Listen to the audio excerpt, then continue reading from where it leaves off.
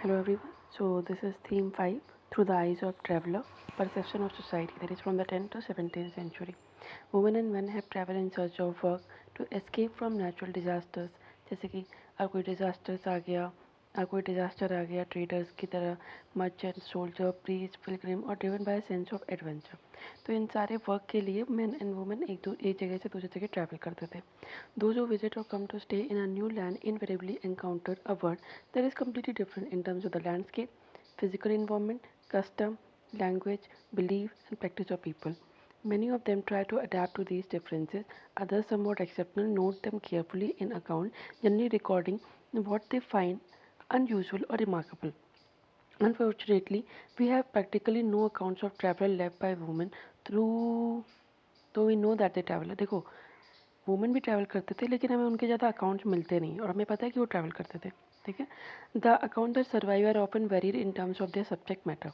Some deal with the affairs of the court while others are mainly focused on religious issue, architectural features, monument. For example, one of the most important description of the city of Vijayanagar in the 15th century comes from Abdur Razzaq Samarkandi, who was a diplomat who came visiting from Herat. तो विजयनगर के बारे में किसने लिखा है? Abdul Razzaq Samarqandi. In a few cases, traveler did not go to distant land. For example, in the Mughal Empire, administrators sometimes traveled within the empire and recorded their observation. Some of them were interested in looking at popular customs, folklore, traditions, or their own land. In this chapter, we shall see our knowledge of the past can be enriched through a consideration of description of social life provided by traveler.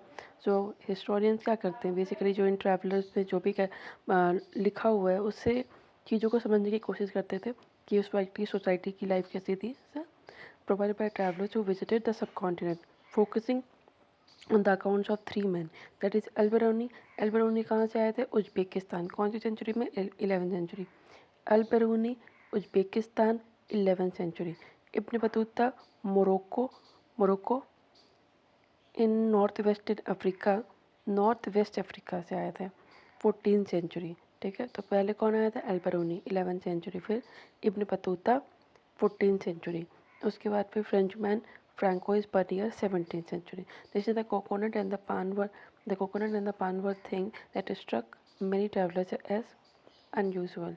ठीक है, as these authors came from vastly different social and cultural environment, they were often more attentive to everyday activities, the practices which were taken for granted by indigenous writers, for whom these were routine matters, not worthy of being recorded. It is this difference in perspective that makes the account of traveler interesting. Who did this traveler write for? As we will see, the answer varies from one instance to the next. Al-Biruni described. Al-Biruni कब आए थे? 11th century. Described his work as a help to those who want to discuss religious questions with them, and as a repertory of information to those who want to associate with them. सो अल-बरूनी की बात करते हैं, उन्होंने एक book लिखी थी किताबुल हिंद। So from Khwarizm to the Punjab, Al-Biruni was born in 1973। कहाँ पर? Khwarizm in present day Uzbekistan. Khwarizm was an important center of learning. Al-Biruni received the best education available at that time. He was very well versed in several languages: Syriac, Arabic, Persian, Hebrew, Sanskrit. Although he did not know Greek, he was familiar with the works of Plato and other Greek philosophers, having read them in Arabic translation. In 117, when Sultan Mahmud invaded Khwarizm, कौन किसने कब्जा किया था ख्वारिज़म पे? सुल्तान Mahmood. He took several scholars and poets back to his capital, that is Ghazni. तो वहाँ से बहुत सारे क्या लेके आए थे? स्कॉलर्स और पोएट को जो है वो वहाँ से उठा ले आए थे। किसी थे? सुल्तान महमूद। कहाँ पे ले आए? ख्वारिज़म से Ghazni as a hostage, but gradually developed a liking for the city, where he spent the rest of his life until his death at the age of 70. It was in Ghazni that Al-Biruni developed an interest in India. This was not unusual. Sanskrit works on astronomy, mathematics and medicine had been translated into Arabic from the 8th century onward. तो basically Arabic में बहुत सारे work जो हैं संस्कृत के translate हुए थे, तो बड़े इंटरेस्टिंग थे वो सब. So when the Punjab became a part of the Ghaznavid empire, contact with the local population, it help create an environment of mutual trust and understanding. तो उन्होंने जब अटैक किया तो म्यूचुअल कॉन्टैक्ट हुआ, जिसकी वजह से ट्रस्ट बढ़ा और अंडरस्टैंडिंग बढ़ी. अल-बिरूनी spent years in the company of Brahmin priests and scholars, learning Sanskrit and studying religious and philosophical texts. While his itinerary is not clear, His itinerary is not clear. It is likely that he traveled widely in the Punjab and parts of the northern India. Travel literature was already an accepted part of the Arabic literature by the time he wrote. This literature dealt with the land as far apart as the Sahara Desert in the west to the river Volga in the. तो ये जो literature है कहाँ कौन कौन सी land से deal करता था, from the Sahara desert in the west to river Volga in the north. So while few people in India have read Al-Biruni before 1500, many others outside India may have done so. Al-Biruni's expertise in several languages allowed him to compare language and translate text. He translated several Sanskrit works, including Patanjali's work on grammar, into Arabic. For his Brahmana friend, he translated the works of Euclid, that is a Greek mathematician, into Sanskrit. Next आता है किताब. Al-Biruni ने book रखी लिखी किताब उल हिंद. It was written in Arabic. It's very simple and lucid. It is voluminous text divided into 80 chapters on subjects such religion, philosophy, festival, astronomy, alchemy, manners and customs, social life, weight measures, iconography, laws and metrology. Generally, though not always, Al-Biruni adopted a distinctive structure in each chapter, beginning with a question, following this up with a description based on Sanskritic tradition, and concluding with a comparison with other culture. Some present-day scholars have argued that this almost geometric structure, remarkable for its precision and predictability, owed much to his mathematical orientation. देखो तो basically अपनी writing में वो एक geometrical structure follow करते थे, and that was very remarkable because it was very precise and predictable. And why? Because he owed much to this mathematical orientation. Al-Biruni, who wrote in Arabic, probably intended his work for peoples living along the frontiers of the subcontinent. He was familiar with the translation and adaptation of Sanskrit, Pali, Prakrit texts into Arabic. These range from fables to works on astronomy, medicine. However, he was also critical about the ways in which these texts were written and clearly wanted to improve on them. Metrology is the science of measurement. The term Hindu was derived from Old Persian word that is from 6th-5th centuries BC to refer to the region east of the river Sindhu. The Arabs continued with the Persian usage and called this region as Al-Hind and its people Hindi. Later, the Turks अरब क्या कहते थे? Persian, अल हिंद, और इनके people को कहते थे Hindi. Later, Turks refer to the people east of the Indus as Indus के जो भी ईस्ट पे रहता था टर्क्स उनको हिंदू कहते थे, उनकी लैंड को हिंदुस्तानी कहते थे, लैंग्वेज को Hindavi. None of this expression indicate is the religious identity of the people. It was much later the term developed religious connotation. This is an illustration from a 13th century Arabic manuscript showing the Athenian statesman and poet Solon, who lived in the 6th century BC, addressing a student. ठीक है. अब हम लोग बात करते हैं Ibn Battuta, रिहाला लिखी थी उन्होंने. सो अल-बिरूनी 11th सेंचुरी, किताब उल हिंद. पहले क्वारिज्म में उनका बर्थ हुआ था 973 के आसपास. 117 में अटैक किया था किसने? सुल्तान महमूद ऑफ गजनवी, और ये सारे पोर्ट वगैरह लेके गए थे. इंडिया से जब टच हुआ तो इंडिया में वो आए, उन्होंने बुक लिखी जिसका नाम था किताब उल हिंद. इब्न बतूता ने रियाला लिखी. Ibn Battuta book of travels called रियाला रिटन इन अरेबिक. उनकी भी अरेबिक में लिखी थी, इनकी भी. Provides extremely rich and very interesting details about the social as well as the cultural life in the subcontinent in the 14th century. This Morocco traveler was born in Tangier into one of the most respectable and educated families known for their expertise in Islamic religious law or Sharia. True to their tradition of his family, Ibn Battuta received literary and scholastic education when he was quite young. Unlike most of the members of his class, Ibn Battuta considered experience gained through traveling to be more important source of knowledge than books. He just loved traveling and went to far off places, exploring new worlds and people. Before he set off for India in 1330s, he came in 14th century. That is 1332 से 33 के बीच में आए थे. He had made pilgrimage trips to Mecca and had already traveled extensively in Syria, Iraq, Persia, Yemen, Oman, and a few trading ports on the coast of East Africa. Traveling overland through Central Asia, Ibn Battuta reached Sindh. कब आए थे सिंध? 1333 में. He had heard about Muhammad bin Tughlaq, the Sultan of Delhi, and lured by his reputation as a very generous patron of art and letter. He set off for Delhi, passing through the Multan and Uch. The Sultan was impressed by his scholarship and appointed him the Qazi or the judge of Delhi. He remained in the position for several years until he fell out of favor and was thrown into prison. Once the misunderstanding between him and the Sultan was cleared, he was restored to imperial service and was ordered in 1342 to proceed to China as the Sultan's envoy to the Mongol ruler. With the new assignment, Ibn Battuta proceeded to the Malabar coast through the central India. From Malabar, he went to the Maldives, where he stayed for 18 months as the Qazi, but eventually he decided to proceed to Sri Lanka. He then went back once more to the Malabar coast and then Maldives, and before resuming his mission to China, he visited Bengal and Assam as well. He took a ship to Sumatra, from where another ship for the Chinese port town of ज़ायोतिन, ज़ायोतिन जैसे आज कहते हैं क्वांजाओ, ठीक है, ज़ायतून. He traveled extensively in China, going as far as Beijing, but did not stay for long. Decided to return home in 1347. His account is often compared with that of Marco Polo, who visited China and also India. तो Marco Polo कहाँ गए थे? China और India, और ये भी गए थे, इंडिया गए थे, फिर चाइना गए थे, वापस आ गए थे 1347 में from his home base in Venice. तो मार्को पोलो वेनिस में in the late 13th century. इन्होंने बताया meticulously recorded his observation about news, culture, people, belief, उनकी values. We need to bear in mind that this globe trotter was traveling in the 14th century when it was much more arduous and hazardous to travel than it is today. According to Ibn Battuta, it took 40 days to travel from Multan to Delhi and about 50 days from Sindh to Delhi. The distance from the Daulatabad to Delhi was covered in 48 days, while that from the Gwalior to Delhi took 10 days. So this is a boat we carry passengers. This is a terracotta sculpture from a temple in Bengal, 17th to 18th century. Now this one also important. These are uh, robbers attacking travelers, a 16th century Mughal painting. Riala Sikh accepted that my departure from Tangia, my birthplace, took place on Thursday. I set out alone, having neither fellow traveller nor caravan whose party I might join, but I swayed by an overmastering impulse within me, and I desired long cherished in my bosom to visit these illustrious sanctuaries. So I braced my resolution to quit all my dear ones, females, males, else, and forsook my home as birds forsake their nest. My age at that time was 22 years. Ibn Battuta returned home in 1354, about 30 years after he had set out. Okay. Robbers were not the only hazard on long journey. The traveler could feel homesick or fall ill. Isn't it an except for Riela?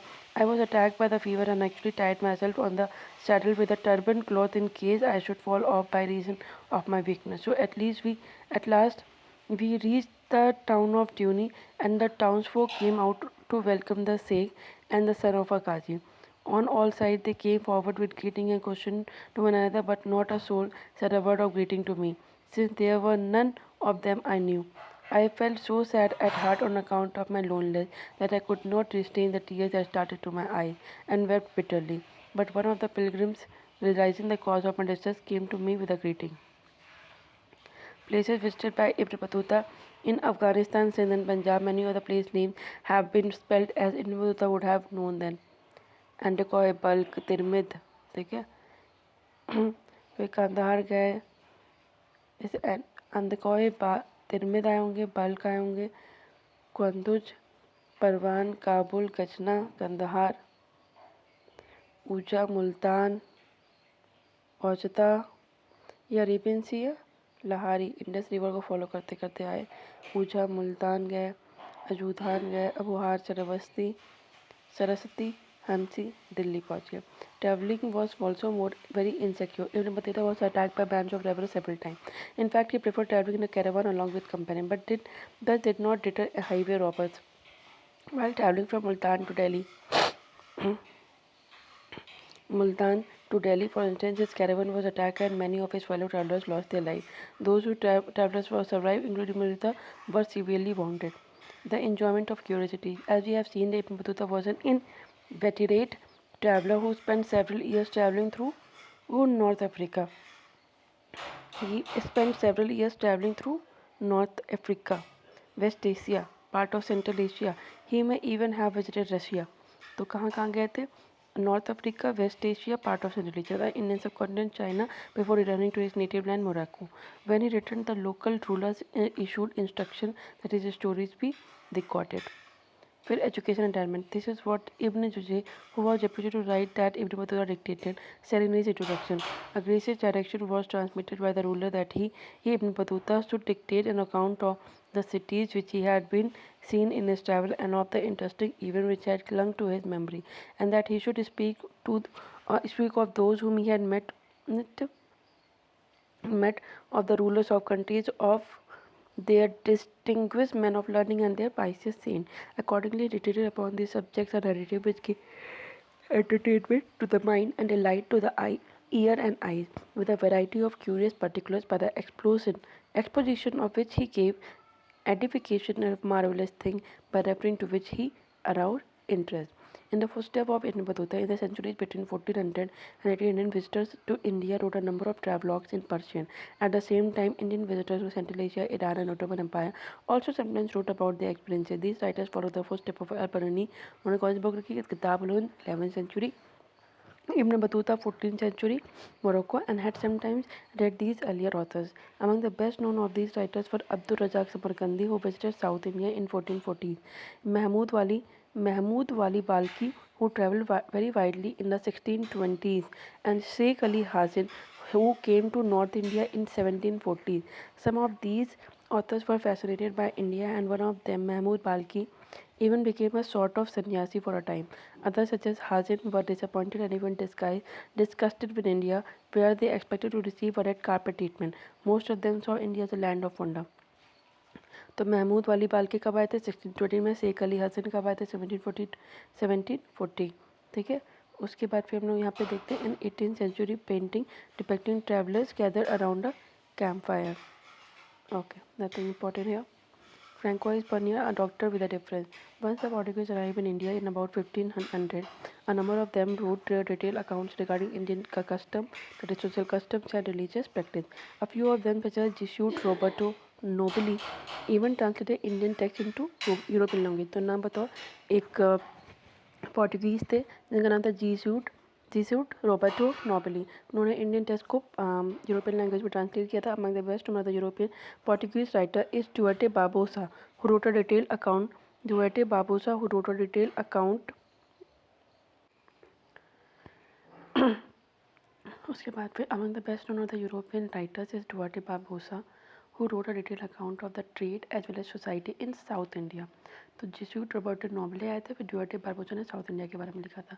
Letter after 1600 we find growing number of Dutch, English and French travelers coming to India. One of the most famous was the French traveler that is Jean Baptiste Tavernier. ये jeweller थे, French के jeweller थे जिसका नाम था gene baptise Tavernier, who traveled to India at least 6 times.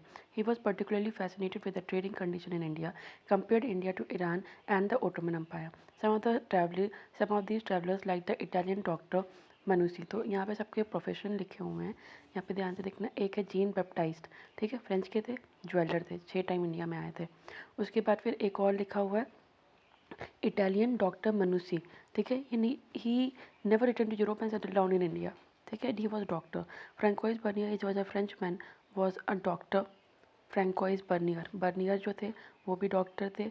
मनुसी जो थे वो इटालियन डॉक्टर थे. बर्नियर जो है वो फ्रेंच डॉक्टर थे. He was a political philosopher and historian. Like many others he came to the Mughal Empire in search of opportunities. He was in India for 12 years, from 1656 to 1668, and was closely associated with the Mughal court as a physician to Prince. He was a physician to Prince Dara Shikoh, the eldest son of the Emperor Shah Jahan, and later as an intellectual and scientist with Danishmand Khan. Later as a elder son of empress Shahjahan. पहले तो उनके physician थे, फिर intellect and scientist with Danishmand Khan and Armenian novel in the Mughal court. तो कई लोगों के बारे में पढ़ा. बर्नियर, फ्रैंकोइस बर्नियर फ्रेंचमैन थे, डॉक्टर थे, दारा सिकोही के फिजिशियन थे, और उसके बाद फिर वो इंटेलेक्चुअल और साइंटिस्ट भी बन गया. और ये दानिशमंद खान कौन थे? Armenian noble. Bernier travel to several part of the country and wrote account of what he saw, frequently comparing what he saw in India with the situation in Europe. He dedicated his major writing to Louis XIV, the King of France, and many of his other works were written in the form of letters to influential officials and ministers. In virtually every instance, Bernier described what he saw in India as a bleak situation in comparison to development in Europe. As we will see, this assessment was not always accurate. However, when his work was published, Bernier writing became extremely popular. ये 17th century painting है depicting Bernier in European clothes. Now, this is a painting depicting Tavernier. तो Tavernier और Bernier. Tavernier कौन थे? François Bernier जो थे वो क्या थे? फ्रेंचमैन थे, डॉक्टर थे, टाटा चकोर के टाइम पे आए थे। टेवर्नियर जो है वो फ्रेंच के ज्वेलर थे, 6 टाइम्स इंडिया में आए थे। ठीक है, उसके बाद फिर हम यहाँ बात आते हैं travelling with the Mughal army. So Bernier often traveled with the army. This is an excerpt from his description of the army's march to Kashmir. I am expected to keep 2 good Turkoman horses, and I also take with me a powerful Persian camel and a driver, a groom for my horses, a cook, and a servant to go before my horse with a flask of water in his hand, according to the custom of the country. I am also provided with every useful article such as tent of the moderate size, carpet, portable bed made of four very strong but light canes, a pillow, a mattress, round leather, a tablecloth used at meals, some few napkins of dyed cloth, 3 small bags with culinary utensils, which are all placed in a large bag. And this bag is carried in very capacious and strong double sack or net made of leather thong. This double sack likewise contains the provision, linen, and wearing apparel, both of the master and the servant.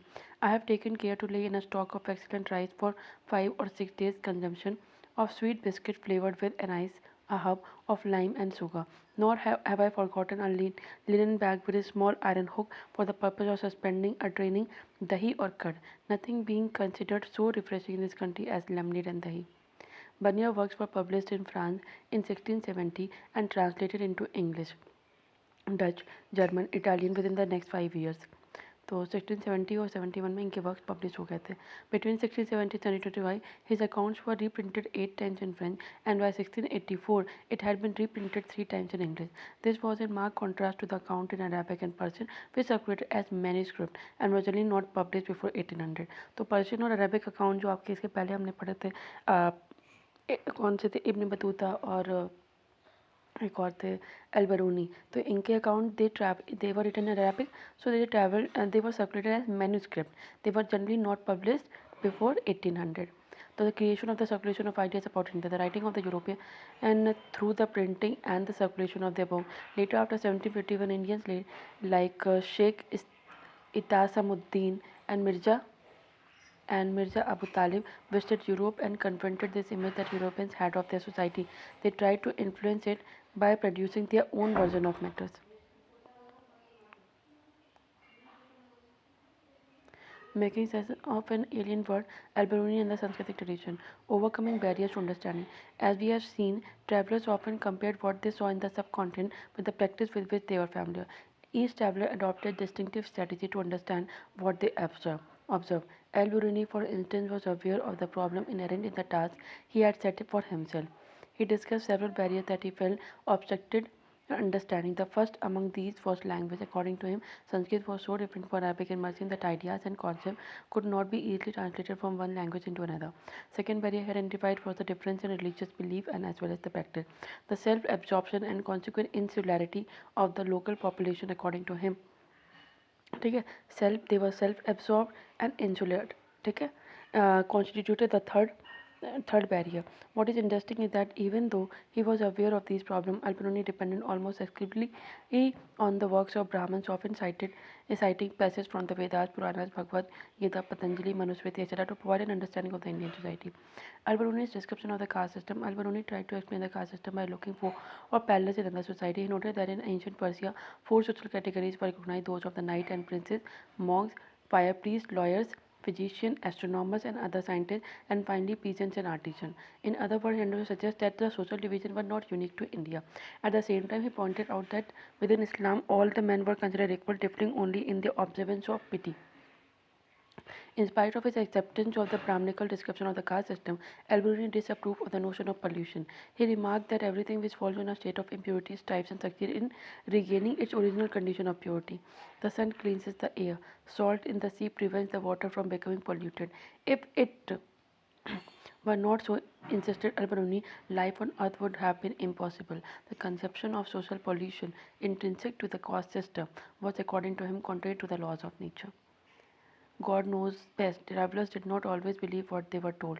When faced with the story of a wooden idol that supposedly lasted for itna year, 2,16,432 years, everyone asked, how then could wood have lasted such a length of time, and particularly in a place where the air and the soil are rather wet?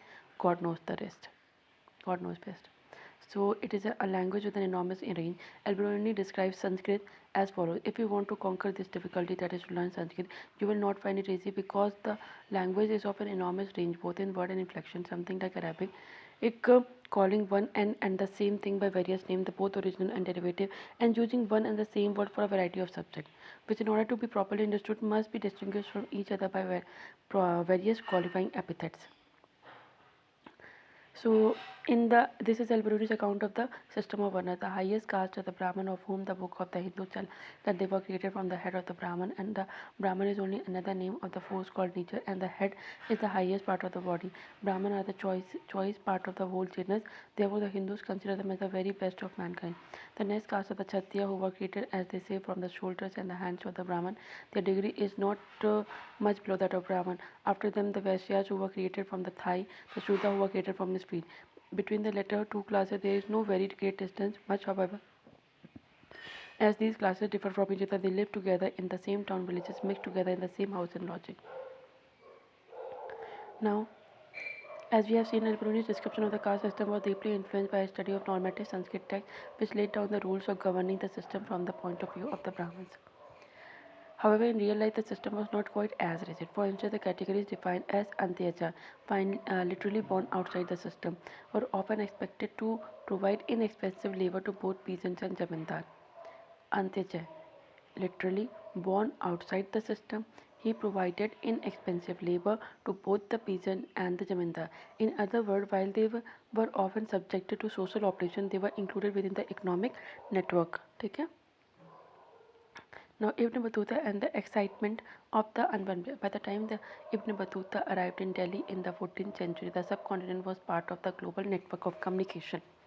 ठीक है, जब Ibn Battuta आए थे तो communication अच्छा खासा बढ़ गया था. The stress from China in the east to northwest Africa and Europe in the west. As we have seen, Ibn Battuta himself traveled extensively to the East land, visiting sacred sites, spending time with the learned men and rulers, often associated as Qazi, and enjoying the cosmopolitan culture of urban settlements where people who spoke Arabic, Turkish, Persian, and other languages. They shared ideas. They shared their information, anecdotes. These included stories about men noted for their piety, kings who could be both cruel and generous, and about the lives of the ordinary man and the woman.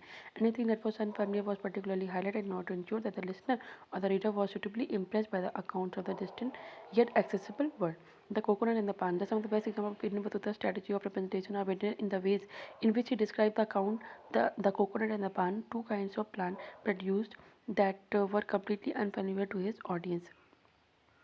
The following is how Ibn Battuta described the coconut. These trees are among the most peculiar trees in kind and most astonishing in habit. They look exactly like date palm, without any difference between them except that the one produces nut as its fruit and the other produces date.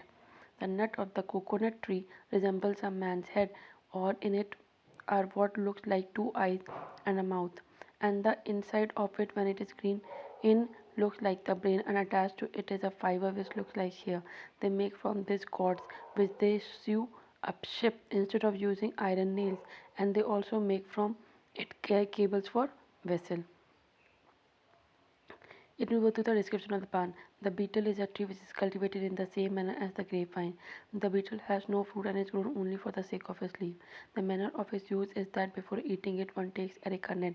That is like this is like nutmeg that is broken up until reduced to small pellet, and one places these in his mouth and chews them. Then he takes the leaves of the beetle, puts a little chalk on them, and masticates them along with the beetle. Ibn Battuta Indian cities. Ibn Battuta found cities of the in the subcontinent full of exciting opportunities for those who had the necessary drive, resource, and skill. They were densely populated and prosperous, except for the occasional disruption caused by wars and invasion.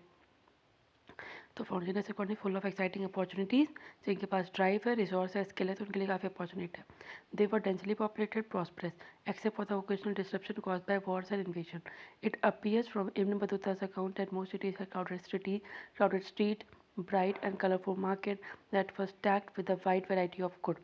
Ibn Battuta described Delhi as a vast city with a great population, the largest in India. Daulatabad in Maharashtra was no less and easily rivaled Delhi in size.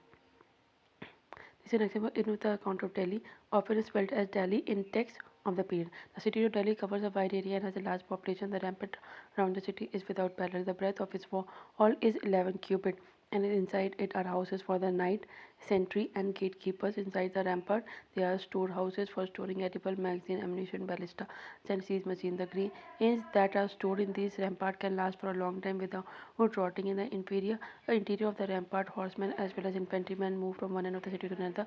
The rampart is pierced through by windows which open on one on the side of the city, and it is through these windows that light enters inside. The lower part of the rampart is built of stone, the upper part of brick. It has many towers close to one another. There are 28 gates of this city which are called Darwaja.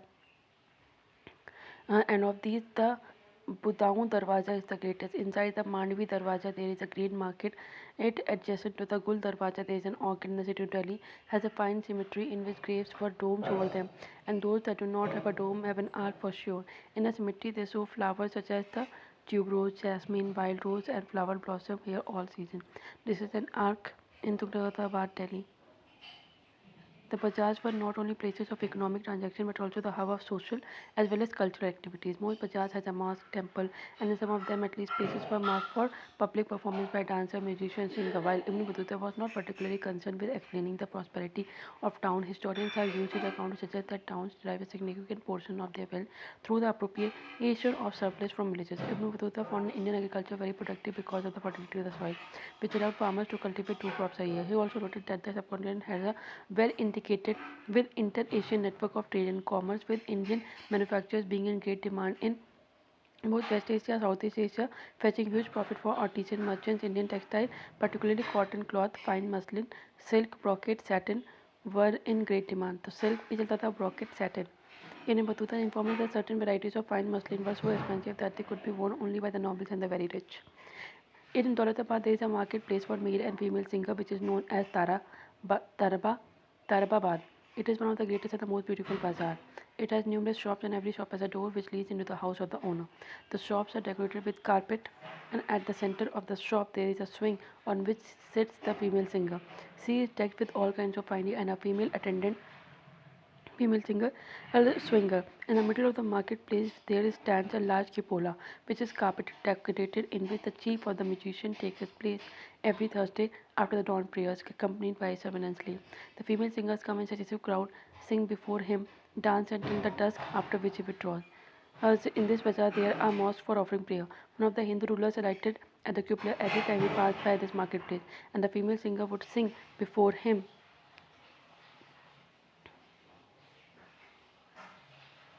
Even some Muslim rulers did the same. This is the Ikat weaving pattern such as this were adopted and modified at the several coastal production centers in the subcontinent and in Southeast Asia. Ikat weaving. ठीक है? Okay. So the state evidently took special measures to encourage merchants. if ज़्यादा से ज़्यादा merchant आए तो state उनको काफ़ी ज़्यादा ध्यान देता था. Almost all trade routes were well supplied with inns and guest house. Ibn Battuta was also amazed by the efficiency of the postal system, which allowed merchants to not only send information and remit credit across long distance but also to dispatch goods required at short notice. The postal system was so efficient that while it took 50 days to reach Delhi from Sindh, the new report of spies would reach the Sultan through the postal system in just 5 days. So this is how you know to describe the postal system. In India, the postal system is of two kinds. The horse post called Uluk is run by Royal Horses Station at a distance of every 4 miles. The foot post has 3 stations per mile. ठीक है. 4 mile पे उलुक मतलब अगर horse post है तो उसे उलुक कहते थे. 4 माइल पे उनका स्टेशन था. फुट पोस्ट है तो हर माइल पे हैज़ 3 स्टेशन पर माइल. इट इज़ कॉल्ड दवा and that is 1/3 of a mile. Now at every third of a mile there is a well populated village. Outside that there are pavilions in which sit men with grinded lines ready to start. Each of them carries a rod 2 cubits in length with copper bells at the top. When the courier starts from the city, he holds the letter in one hand and the rod with his bells on the other, and he runs as fast as he can. When the men in the pavilion hear the ringing of the bell, they get ready. As soon as the courier reaches them, one of them takes the letter from his hand and runs at top speed, shaking the rod all the while until he reaches the next tower. And the same process continues till the letter reaches destination. This foot post is quicker than the horse post, and often it is used to transport the fruit of Khurasan, which are much desired in India. A Strange Union. The travelogue of Abdul Razak, that is written in 1440s, is an interesting mixture emotion. Abdul Razak Samarkandi, emotions and perception. On one hand, he did not appreciate what he saw in the port of Calicut, that is present-day Kochigode in Kerala, which was populated by people the likes of whom I had never imagined, describing them as a strange nation. Later in his visit to India, he arrived in Mangalore, crossed the Western Ghat. Here he saw a temple that filled him with admiration. Within 3 leagues about 9 miles of Mangalore, I saw an idol house with the likes of which is not to be found in all over the world. It was a square, approximately 10 yards aside, 5 yards in height, all covered with cast bronze, with 4 porticos. In the entrance portico was a statue who, in the likeness of a human being, a full statue made of gold. It had 2 red ruby for eyes, so cunningly made that you would say it could see. What craft and what artisanship! Now, Bania and the degenerate East. If Ibn Battuta chose to describe everything that impressed and excited him because of his novelty, Francois Bania belonged to a different intellectual tradition. He was far more preoccupied with comparing and contrasting what he saw in India with the situation in Europe in general and France in particular. Focusing on situations which he considered depressing, his idea seems to have been to influence policymakers and the intelligentsia to ensure that they made what he considered to be the right decision. Mania's travels in the Mughal Empire is marked by detailed observation, critical insight, and reflection. His account contains discussion trying to place the history of the Mughals within some sort of universal framework. He constantly compared Mughal India with contemporary Europe, generally emphasizing the superiority of the latter. His representation of India works on the model of binary opposition, where India is presented as the inverse of Europe. He also ordered the perceived differences hierarchically so that India appeared to be inferior to the Western world. The question of land ownership. According to Bania, one of the fundamental difference between Mughal India and Europe was the lack of private property in land in the former.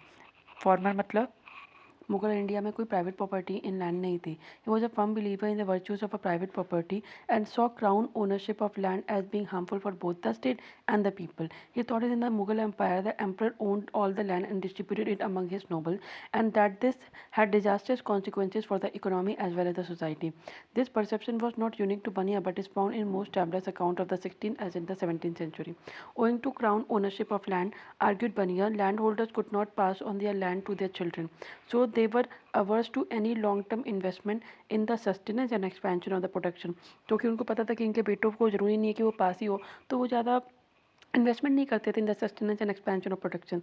The absence of private property in land had therefore prevented the emergence of the class of improving landlord as in Western Europe, with a concern to maintain or improve their land. It had led to the uniform ruination of, जैसे कि agriculture constantly ruin हुआ है, excessive oppression of the peasantry and a continuous decline in the living standard of all sections of society except the ruling aristocracy.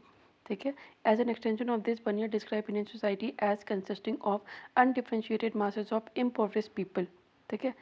That was undifferentiated mass. किसका? Impoverished people. They were subjugated by a small minority of a very rich and a powerful ruling class. Between the poorest of the poor and the richest of the rich, there was no social group or a class worth the name. Bania confidently asserted there is no middle state in India. This is then when how this then is how Bania saw the Mughal Empire. Its king was the king of beggars and barbarian. Its city and towns were rude and contaminated with ill air, and its field overspread with bushes and full of pestilential marriages, and all this was because of a nation crown ownership of land. Curiously, none of the Mughal official documents suggest that the state was the sole owner of the land. For instance, Abul Fazl, the 16th century official chronicler of Akbar's reign, described the land revenue as remuneration of sovereignty, that is, a claim made by the ruler on his subject for the protection he provided rather than as rent on land that he owned. It is possible that European travelers regarded such claims as rent because land revenue demands were often very high. However, this was actually not a rent or even a land tax, but a tax on the crop. Bania's description influenced the Western theorists from the 18th century onward. The French philosopher Montesquieu, for instance, used this account to develop the idea of Oriental despotism, according to which rulers in Asia, the Orient or the East, ठीक Orient in the East, they enjoyed absolute authority over their subjects, who were kept in conditions of subjugation and poverty, arguing that all land belonged to the king and their private property was non-existent. According to this view, everybody except the emperor and his nobles barely managed to survive. This idea was further developed as the concept of the ascetic mode of production by Karl Marx in the 19th century. He argued that in India and other Asian countries before colonialism, surplus was appropriated by the state. This led to the emergence of society that was composed of a large number of autonomous, egalitarian village community. Okay, that was an autonomous and egalitarian village community. Egalitarian village community. So this led to the emergence of society that was composed of a large number of autonomous egalitarian village communities. This imperial code presided over these village communities, respecting their autonomy as long as the flow of surplus was unimpeded. This was regarded as a stagnant system by Karl Marx. However, we will see this picture of rural society was far from true. In fact, during the 16th 17th century, rural society was characterized by considerable social and economic differentiation as well. ठीक है at one end of the spectrum were the big zamindars who enjoyed superiority rights in land, and at the other the untouchable landless labor. In between this was a big peasant who used hired labor and engaged in commodity production, and the smaller peasant who could barely produce for his subsistence. A more complex social reality. While Bernier preoccupation with projecting the Mughal state as tyrannical is obvious, as tyrannical is obvious, ठीक है, his description occasionally hint at a more complex social reality. For instance, he felt that artisans had no incentive to improve the quality of their manufactures since profit were appropriated by the state.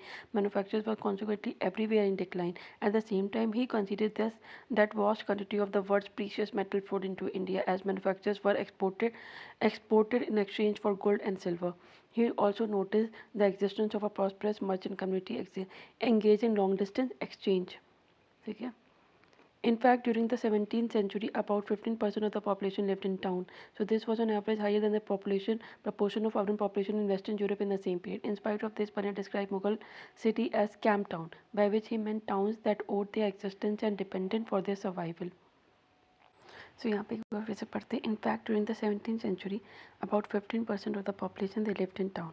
This was on average higher than the proportion of urban population in Western Europe in the same period. In spite of this, Bernier described Mughal cities as camp town, by which he meant towns that owed their existence and dependent for their survival on the imperial camp. He believed that these came into the existence when the imperial code moved in and rapidly declined when it moved out. Okay? So he suggested that it did not have a viable social and the economic foundation but were dependent on the imperial patronage only. As in the case of the question of land ownership, Bunny was drawing an oversimplified picture. There were all kinds of towns, manufacturing town, trading town, port town, and sacred centers, pilgrimage town, etc. Their existence is an index of the prosperity of the merchant communities and the professional classes. So इतने towns exist कर रहे थे, वो दिखाते हैं कि merchant community were very prosperous and that they were the professional classes. So merchants often had a strong community or kin ties and were organized into their own caste cum occupational bodies.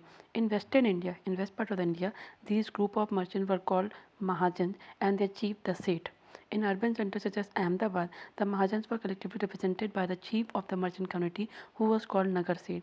Other urban groups included professional classes such as physician, Hakim or Vaid, teacher, Pandit or Mullah, lawyers, vakil, painter, architect, musician, calligrapher, etc. While some depended on imperial patronage, many made their living by serving other patrons, while still others served ordinary people in crowded markets or bazaar. Okay?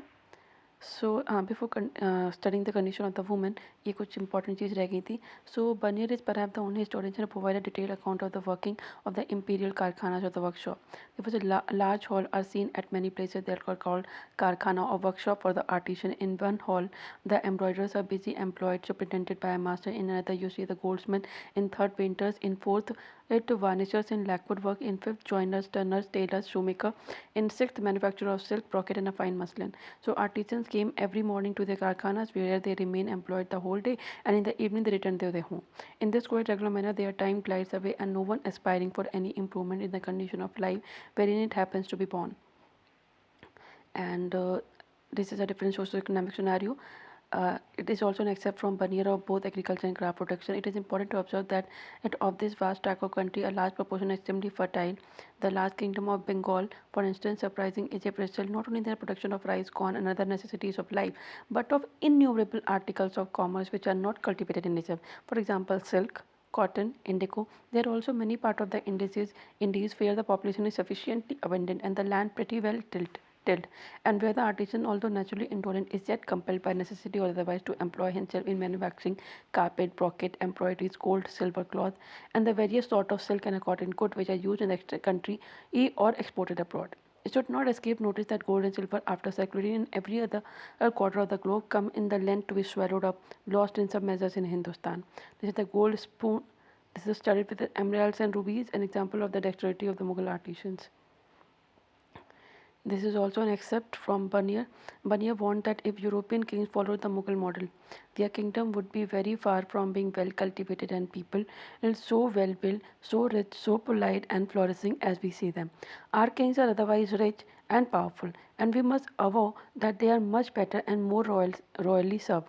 This would soon be king of desert. They would soon be the king of desert and solitude, of beggars and barbarians, such as those are whom I have been representing the Mughal. We should find the great cities and the great borough rendered uninhabitable because of ill air and to fall to ruin without anybody taking care of repairing them. The hillocks abandoned and the fields overspread with bushes filled with pestilent marishes, that is marshes, as has been already intimated. And except from Banya description of the peasantry or the vast tract of country constituting the empire of Hindustan, many are little more than sand or barren mountains, badly cultivated, thinly populated.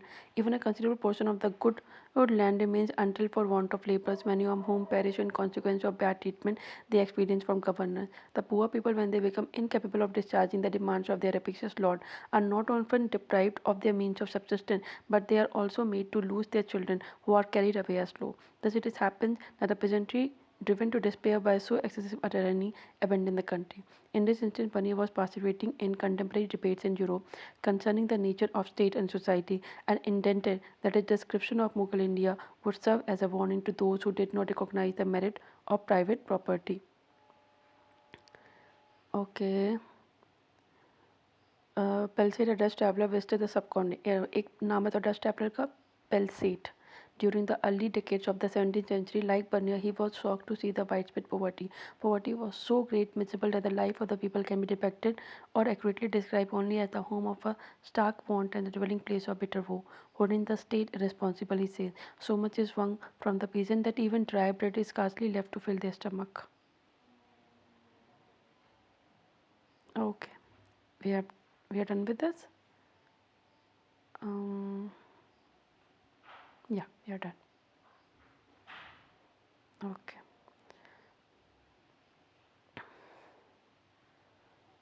Now, condition of women, slaves, sati, and lepers. Travelers who left written accounts were generally men who are interested in and sometimes intrigued by the condition of the women in the subcontinent. Sometimes they took social inequities for granted as natural state of affairs. For instance, slaves were openly sold in market like any other commodity and were regularly exchanged as gift. When Ibn Battuta reached Sindh, he purchased horses, camels, and slaves as gift for Sultan Muhammad bin Tughlaq. When he reached Multan, he presented the governor with a slave and a horse together with raisins and elements. Muhammad bin Tughlaq informs Ibn Battuta was so happy with the sermon of a preacher named Nasiruddin that he gave him 100,000 tanka and a 200 slave. So Muhammad bin Tughlaq से impressed हुए थे नसीरुद्दीन से उन्होंने उनको टंका coins दिए थे और 200 स्लेव दिए थे. It appears from Ibn Battuta's account that there were considerable differentiation among the slaves. Some female slaves in the service of the Sultan were expert in music and dance, and Ibn Battuta enjoyed their performance at the wedding of the Sultan's sister. Female slaves were also employed by the Sultan to keep a watch on his nobles. Slaves were generally used for domestic labor, and Ibn Battuta found their service particularly indispensable for carrying women and men on palanquin or dola. Used for domestic labours, and Ibn Battuta found their service particularly indispensable for carrying women and men on palanquins or dola. The price of slaves, particularly female slaves required for domestic labor, was very low, and most families who could afford to do so kept at least one or two of them. Contemporary European travelers and writers often highlighted the treatment of the woman as a crucial marker of difference between the Western and Eastern society. Not surprisingly, Bernier chose the practice of sati for detailed description. He noted that while some women seemed to be embraced death cheerfully, others were forced to die. So, slave women in Buddha, it is the habit of the emperor to keep with every noble, great or small, one of his slaves who spies on the noble. He also appoints female scavengers who enter the house unannounced, and to them the slave girls communicate all the information they possess. Most female slaves were captured in raids and expeditions. This is perhaps one of the most poignant description of Bhai the child Sati. At Lahore, I saw a most beautiful young widow sacrificed who could not, I think, have been more than 12 years of age. The poor little creature appeared more dead than alive when she approached the dreadful pit. The agony of her mind cannot be described. She trembled and wept bitterly, but 3 or 4 of the Brahmins, assisted by an old woman who held her under the arm, and forced the unwilling victim towards the fatal spot, seated her on the wood, tied her hands and feet, lest she should run away, and in that situation the innocent creature was burned alive. I found it difficult to repress my feeling and to prevent their bursting forth into clamorous and unavailing rage. However, women's lives revolve around much else beside the practice of sati. Their labor was crucial in both agriculture and non-agriculture production. Women from merchant families participated in commercial activities, sometimes even taking mercantile dispute to the court of law.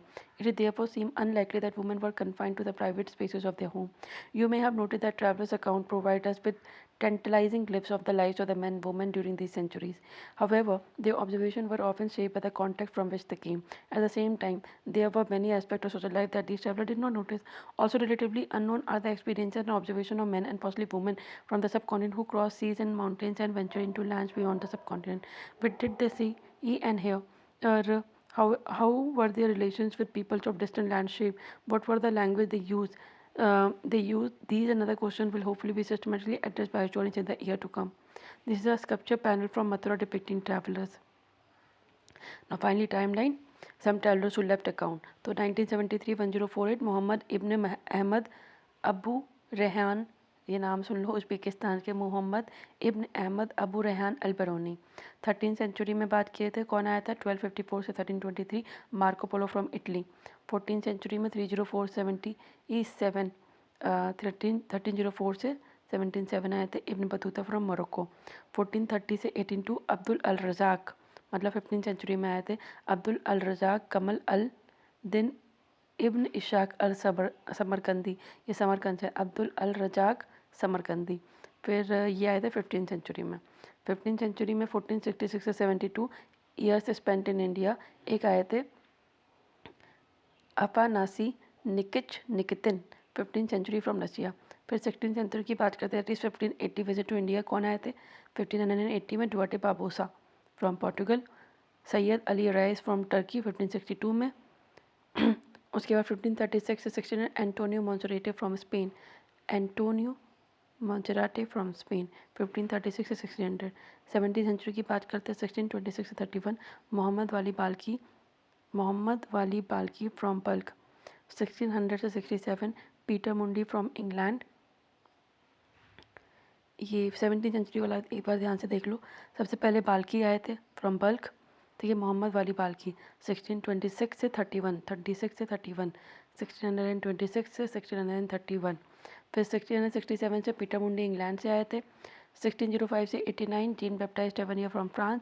1620 से 88 François Bernier from France. ठीक है, तो कौन बाद में आया था, François Bernier कि टेवनियर? बर्नियर बाद में आए थे।